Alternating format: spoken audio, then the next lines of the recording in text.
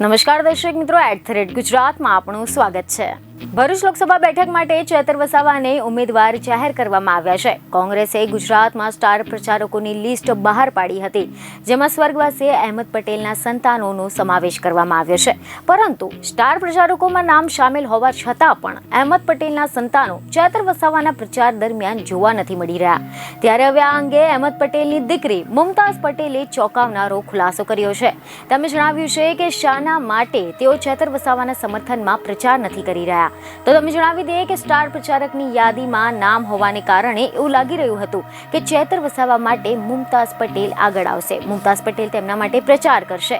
પરંતુ આ બધાની વચ્ચે તેમનું એવું નિવેદન સામે આવ્યું છે, જેમાં તેમને નિવેદન આપતા જણાવ્યું છે કે ચેતર વસાવાએ મારું સમર્થન નથી માંગ્યું। કદાચ ચેતર વસાવાને મારી જરૂર નથી।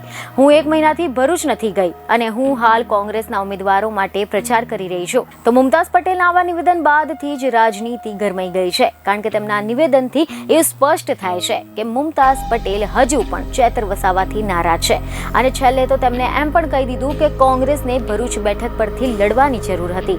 તો આની સાથે જ મુમતાઝ પટેલે કોંગ્રેસના નેતાઓના વાણી વિલાસ પર નિવેદન આપતા કહ્યું કે ચૂંટણીના નિવેદનોને જોઈને વિચારીને નિવેદનો આપવા જોઈએ। મહાત્મા ગાંધી દુનિયાના નેતા છે અને રાહુલ ગાંધી દેશના નેતા છે।